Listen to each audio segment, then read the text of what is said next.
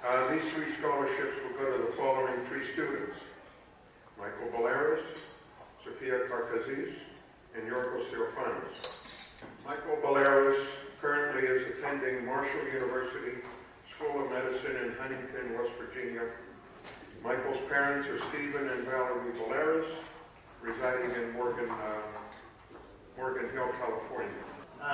As a fellow member of HAPS, and I want to thank all of you for being here today, and all of the honored guests, George and everyone that's over the years has put this money aside for our students. Second, Sophia Carcazis, who I just met today, currently attending the Diablo Valley College in Concord and plans to attend University of California, Berkeley after June of 2003. I'd like to begin by thanking everybody here for giving me the opportunity to share this experience with you, and I'd like to thank you very much for giving me this award. I'm very honored. Third one, Yorgos Theophanos, currently attending Harvard University, Cambridge, Massachusetts, majoring in economics. And Yorgos is the son of Nicholas and Soteria Theophanos of Lafayette, California. I would like to express my heartfelt thanks to the scholarship committee for selecting me as one of the 2003 scholarship recipients. I'm truly honored, and I will do my utmost to live up to the standards of conduct and achievement that this award implies.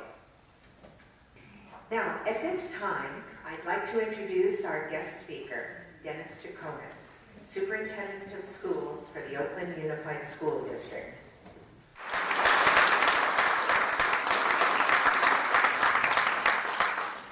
Thank you.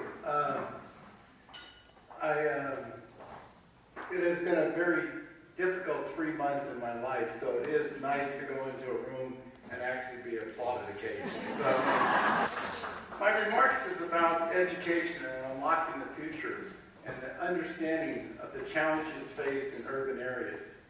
And I will talk about my own life because I think it's typical of the lives of children that attend Oakland or San Francisco or LA or any urban area.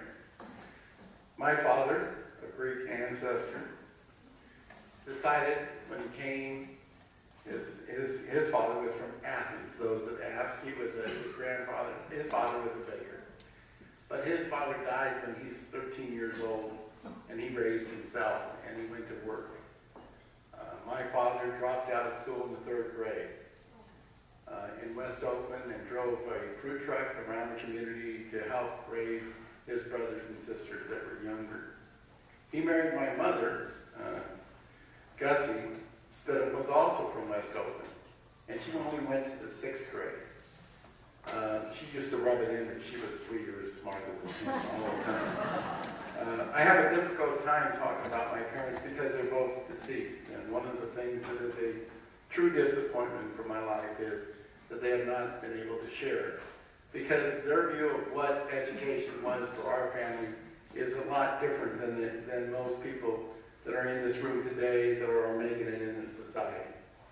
My folks believed that education was above them, and that anything that I got beyond the 6th grade was acceptable to them.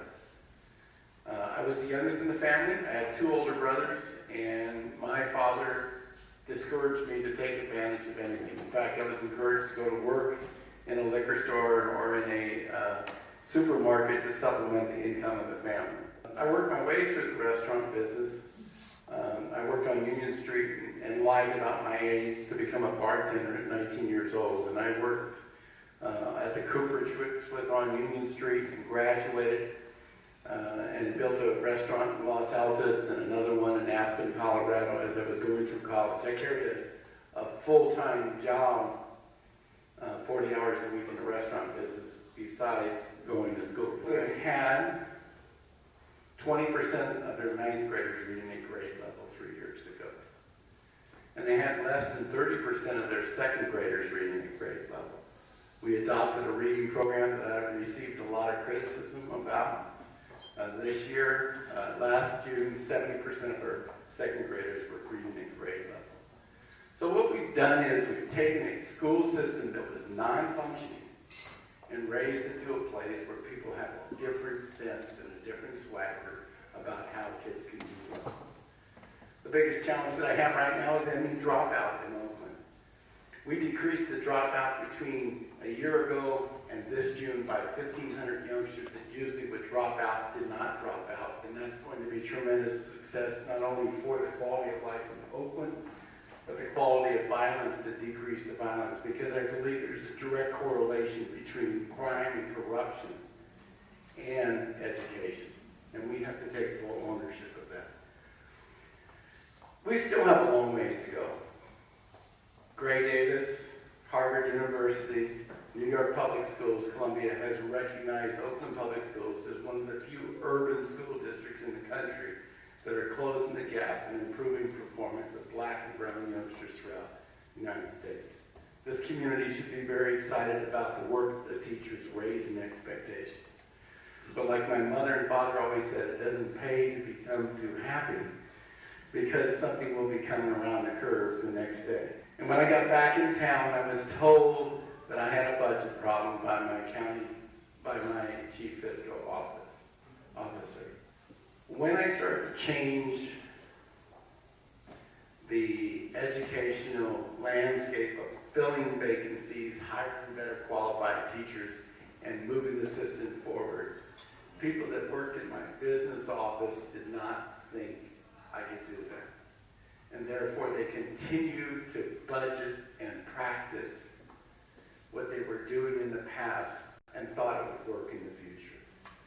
This lack of changing understanding that we were for real cost the district approximately $20 million, because what was going on is the 140 to 200 vacancies saved the district about $14 million by not filling positions.